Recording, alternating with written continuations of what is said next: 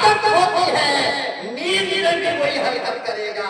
अरे जो दुनिया में कुरान से प्यार कर ले, कब्र में क्यों नहीं पढ़ेगा?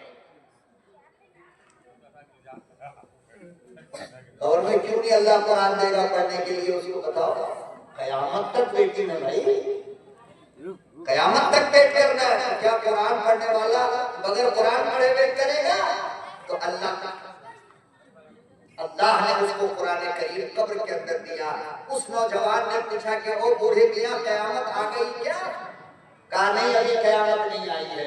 तो कहा कि जल्दी से मेरा दीवार बंद कर दो, मुझे ढांक दो। ये कुरान है क्या? ये इसको कुरान कहते हैं। कुरान से किसी न किसी तरह अपना रिश्ता मजबूत करो। खुदा की कसम खा करके कहता हूं, मोहम्मद अरबी सल्लल्लाहु अलैहि वसल्लम ने फरमाया कि बंदे को जब कब्र में रखा जाता है तो कब्र के फरिश्ते के साथ साथ कब्र में कुरान भी आता है।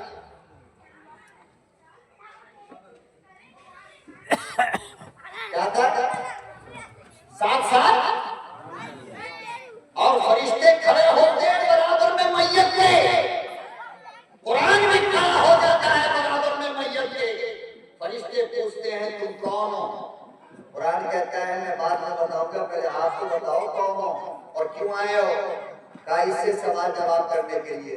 कहा कि पहले मुझसे बात करो, मैं किसका वो कुरान हूँ जो ये दुनिया में पढ़ा करता था।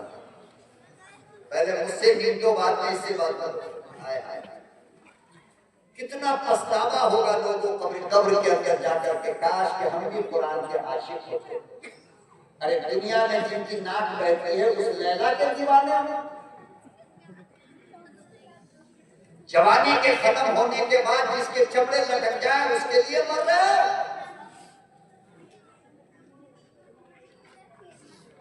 चार दिन का मेकअप करके जो बाजार में निकले उसके पीछे कुत्ते की तरह भागते हैं। और कलाम मुकद्दस से कोई प्यार नहीं, कोई इश्क नहीं, कोई मोहब्बत नहीं। लैला के लिए सारी रात मकान के पीछे खड़े खड़े कान में ठुल्लू लगा करके काम बात करते रहते हैं। और कलाम मुकद्दस के लिए आधा घंटा नहीं आपके पास।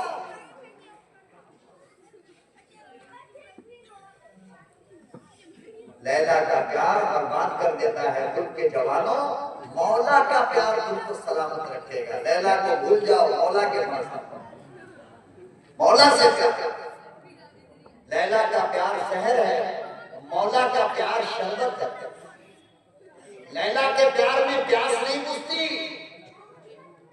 याद रखना ये बात। और मौला के प्यार से प्यास बुझती रहेगी। उलमा ने लिखा है कि लैला का प्यार नमकीन होता है। लैला का प्यार, मैं जहां तक आपको भेजना चाह रहा हूं, आप पहुंच गए ना? वहां तक पहुंच गए ना? नहीं पहुंचे? माशाल्लाह बड़े शरीफ लोग हैं। अल्हम्दुलिल्लाह अल्हम्दुलिल्लाह, वाह वाह, कुर्बान जाओ आप लोग। ये सब कोई लिख नहीं आता। मौलाना लोग फालतू का बात करते हैं। उलमा ने लिखा है कि लैला का प्यार नमकीन होता है और नमकीन खाने के बाद प्यास बढ़ती है। नहीं, और मौला का प्यार मीठा होता है और मीठा खाने के बाद प्यास बुझती है। इसीलिए मौला की मोहब्बत में किसी को फांसी लगाते हुए कभी नहीं सुना होगा।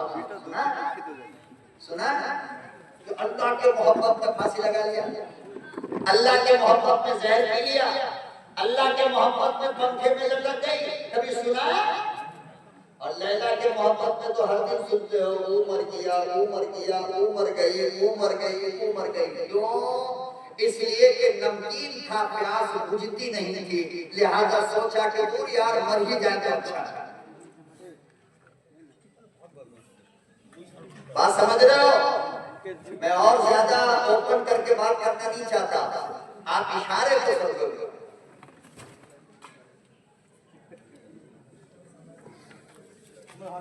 अल्लाह अकबर कबीरा। कुरान करीम कहता लोगों तुम मुझे अपने दिल में बसाओ, मैं सारी दुनिया के दिलों में तुमको तुम मुझसे प्यार करो, मैं तुमसे तुम सारी दुनिया को मोहब्बत करा दूंगा, तुम मेरे दीवाने बन जाओ, मैं सारी दुनिया को तुम्हारा दीवाना बना दूंगा।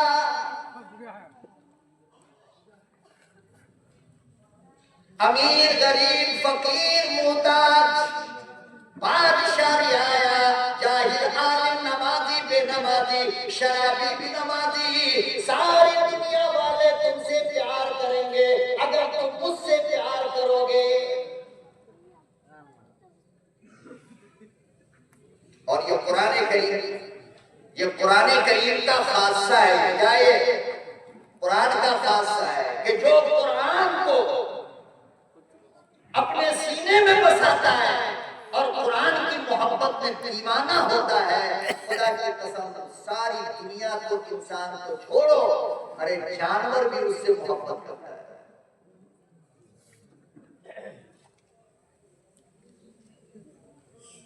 बात तो बहुत है, मैं सारी रात आपके साथ बैठ सकता हूँ अल्हम्दुलिल्लाह, लेकिन मजबूरियां हैं, इसलिए मैं असल मकसद की तरफ आना चाहता हूं, आपको लाना चाहता हूं। बेकरारी हो रही थी, नींद नहीं आ रही थी पूरे मियां को, अबू जहल को, तो रात का अंधेरा और सारे मौलाना भी सो रहे थे और उनकी पब्लिक भी। अबू जहल ने सोचा कि यार दिन में ना बात करते हो कुरान के खिलाफ, मोहम्मद के खिलाफ, अभी तो सारी दुनिया सो रही है, उठ और चल मोहम्मद से कुरान सुनेंगे तो सुकून मिल जाएगा। ये किसका अकीदा है? किसका है बोलो? 360 बुतों के पूजने वाले का ये ख्याल है कि कुरान सुनेंगे तो सुकून मिलेगा।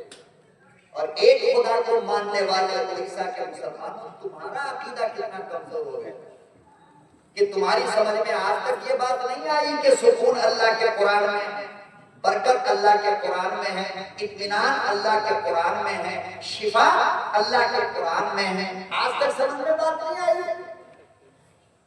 अबू जहल समझ, अबू सुफियान का भी यही हाल था। अब देखो तीनों अलग अलग महल्ले में रहते थे और तीनों के दिल में ख्याल आया कि चलो तहज्जुद में कुरान पढ़ते हैं, मोहम्मद पढ़ने वाला बड़ा प्यारा पढ़ता है, बहुत अच्छा था, सुकून भी। तो तीनों अलग अलग अपने अपने महल्ले से निकले, समझे? और आका सल्लल्लाहु अलैहि वसल्लम के मकान के चारों तरफ एक पीछे की दीवार में खड़ा हो गया, खिड़की से सुनने लगा, एक इस तरफ खड़ा हो गया और खिड़की से सुन, एक दरवाजे पे कान लगा के सुनने लगा। आका सल्लल्लाहु अलैहि वसल्लम अंदर नमाज तहज्जुद में कुरान की तिलावत कर रहे हैं। और मजे की बात ये कि तीनों में से किसी को किसी का पता नहीं, तीनों समझ रहा है कि हम ही अकेले आए।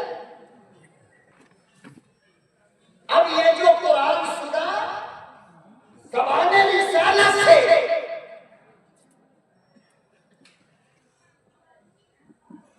हदीस में आता है कि क़यामत के दिन जब आका सल्लल्लाहु अलैहि वसल्लम कुरान की तिलावत करेंगे तो जन्नती बेहोश होकर गिर जाएंगे। तो होश कब आएगा जानते हो? 70 साल के बाद। कितने दिन बाद? 70 साल के बाद होश आएगा। इतनी प्यारी आवाज है मेरे मुस्तफा की।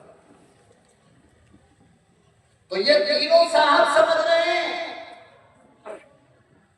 कि हम अकेले आए हैं, लेकिन जब ज़बाने रिसालत से कलाम मुक़द्दस को सुना तो तीनों को नींद आ गई और वहीं पर बैठे बैठे सो गए, तीनों सो गए। सुबह का जब सूरज निकला और मक्के की धूप जब आंख को करंट मारा तो तीनों की आंख खुली। अरे बाप, अब तो पूरा गांव देख लेंगे। वो दिन भर मोहम्मद के खिलाफ बात करता है और रात को जाकर जल्दी जल्दी तीनों ने अपना अपना कपड़ा सही किया, लाठी उठाया और अपने अपने तरीके से अलग अलग रास्ते से निकला। निकल के जाते कहा एक चौराहे पर आए तो तीनों का भिड़ंत हो गया, तीनों की मुलाकात हो गई। कहा अबू जहल कहाँ गया था? हमसे पूछ तो इनसे नहीं पूछ पूछ रहे हो अबू सुफियान से, पूछो ये तो सरदार है, मैं कहाँ गया था?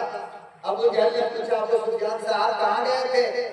कहा कि हमसे पूछ रहा तू ही बता दे तू कहाँ गया है?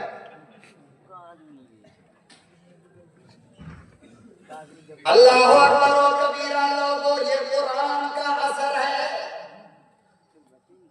ये कुरान की मकनातीसी है। जो कुरान के खिलाफ बोलने वाले भी कुरान सुनकर दीवाने हो जाते हैं, सुकून पाते हैं, करार पाते हैं, और इसको समझना कोई मुश्किल नहीं। ओ लोगों, आज भी तुम्हारी मस्जिद के बाहर ये हिंदू माँ बहन बेटी अपने बच्चों को लेकर खड़ी रहती है,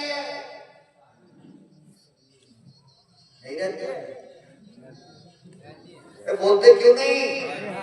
रहती है ना? क्यों वो अपने मंदिरों के पास नहीं जाती? उसका ईमान भी ये कहता है कि मेरा बच्चा जब रोएगा तो सुकून तभी मिलेगा जब नमाजी कुरान पढ़कर मेरे बच्चे को फूंक देगा।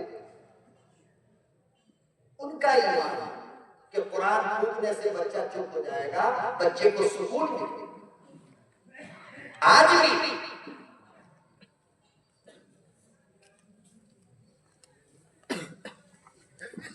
लेकिन हमारा बच्चा जब रोएगा, अम्मा अब्बा कोई भी चुप करने के लिए कुरान का सहारा नहीं लेता है। लेता नहीं। कुरान में मोबाइल में यूट्यूब डाल देगा, अब कार्टून निकालेगा, अब बच्चा को दे देगा, ले। अब बच्चा मस्त है, खेल रहा है, कूद रहा है। आगे चल करके अगर माँ को ये हरकत सहर का पिलाया तो मेरा नाम। कितने बच्चों को मैंने मोबाइल के चक्कर में पागल होते हुए देखा, डॉक्टर ने मना कर दिया इलाज करने से, कहा इसका कोई इलाज नहीं। मगर ये बेवकूफ अम्मा खातून को कौन समझाता?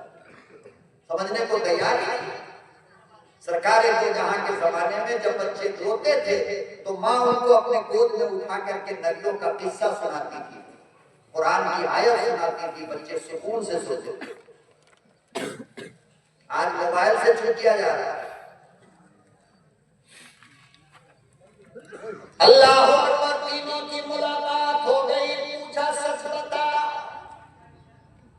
ओ अबू जहल, अबू सुफियान, अखलस इब्न शुरैक, सच बता कहाँ गया था और क्यों गया था? तीनों कहने लगे रात को नींद नहीं आ रही थी, आमना के दुर्रे यतीम से कुरान सुनने गया था।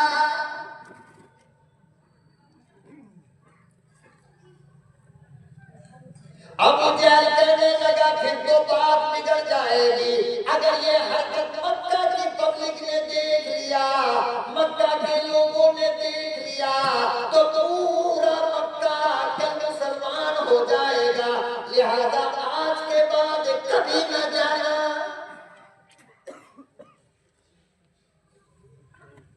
भाई जो मौलाना गला फाड़ फाड़ कर कहे कि शराब पीना हराम है, हराम है, हराम है, अब दूसरे दिन वही मौलाना शराब की बोतल लेकर के भुवनेश्वर में शराब की दुकान के बाहर खड़ा हो तो